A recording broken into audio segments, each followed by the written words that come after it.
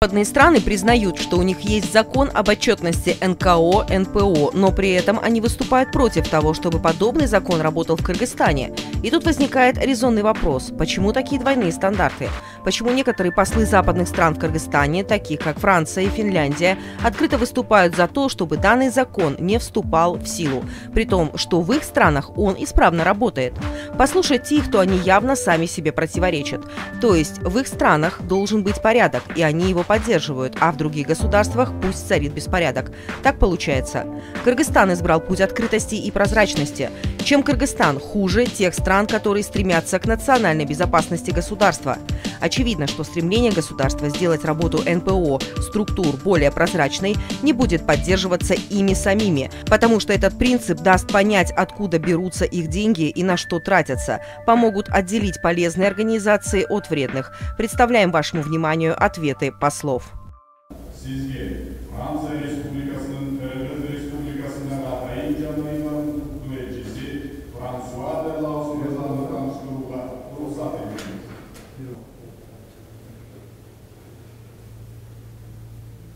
The new law on non-commercial organizations, which was adopted by the Jogorku Kenesh on 17th of June, raises some concerns. Новый закон, который был принят Jogorku Kenesh'ем 17 июня, вызывает у нас обеспокоенность. Mr. President, please be informed that we would appreciate very much all the European Union member states and, of course, the European Union institutions in Brussels if you would be able to ask the Jogorku Kenesh to reconsider the current text, which has been adopted on 17th of June. Господин президент, я бы очень оценил, если вы могли бы, если мы от имени стран Европейского Союза и членов Европейского Союза, а также институтов Европейского Союза, чтобы вы попросили Jogorku Kenesh пересмотреть этот закон, который был принят 17 июня. I have to say we were very happy to see how you have reached out to civil society of Kyrgyzstan these later months. Я должен сказать, что мы очень были впечатлены, что вы вышли на связь с гражданским обществом последние месяцы. You have political legitimacy because you were elected. The NGOs were not elected. У вас есть политическая легитимность, потому что вы избраны, а НПО не избраны. But still, it is important to associate the civil society organizations because, you know, they have experience, they have knowledge, they represent part of the population of Kyrgyzstan whose voice should in any case be heard. Но все же я хочу сказать, что они представляют гражданское общество Кыргызстана, и они, у них есть опыт и знания, и они хотят представить народ Кыргызстана. Поэтому я поздравляю вас за ваш диалог с ними. Можно один вопрос задать? Пожалуйста. А у вас существует НПО?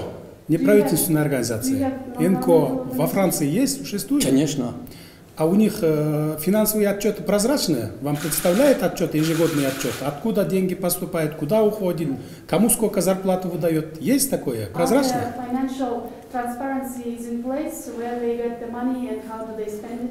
If I'm not mistaken, they don't have to present it to the parliament or to the government, but they have to make their accounts transparent. It's true, public. Они не обязаны представить это Jogorku Kenesh, но они должны держать... Не Jogorku Kenesh, налоговым органам, например, Конечно. По финансу, конечно, да. А почему у вас открыто представляет отчеты, а у нас не должен быть? Почему? Я вот этот вопрос господину Дональду, послу Америки в Кыргызстане, тоже задал, тоже не мог ответить. У них тоже прозрачно. Мы тоже хотим посмотреть, откуда поступают деньги и куда уходят. Это же не преступление. Пусть получают миллиарды долларов. Это мы только будем рады. Но куда уходят деньги, они должны показывать же вот. А мы их не будем гонять, не будем преследовать.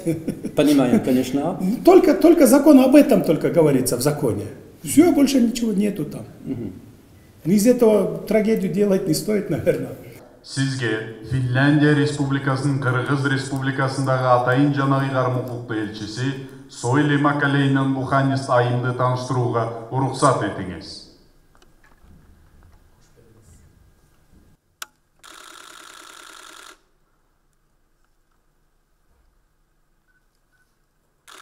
Элчи айымга эгер уруксат берсе бир суроом бар, эгерде честно жооп бере турган болсо. And if Madam Ambassador allows, I would like to ask one question. If you will answer very honestly. Уруксатпы? Do you allow me to ask? Yes, sure. Сиз айтыңызчы, сиздин өлкөдө, Финляндияда МПО, НКО деген организациялар барбы ушу биздегидей? Барбы? Can you tell me, in your country, are there organizations, non-governmental, non-commercial organizations like in our country? Yes, there are a lot of NGOs in Finland. Көп билебиз. Ошолордун жылда мындай каяктан канча акча келип атат, канча зарплата берип атат, каяка жумшап атат деген отчеттору, финансовый отчеттору прозрачныйбы же буларга таптакыр көрсөтпөйбү алар? Yes, well, in Finland, NGOs are covered by law, and as long as they are law-abiding NGOs, they have the freedom to support or to do their advocacy and work freely. Алар биздин өлкөдөгү болор мыйзамга башыйген бардык учурда алар өздөрү аткарып жаткан advocacy боюнча иштерди алып барууга укуктуу.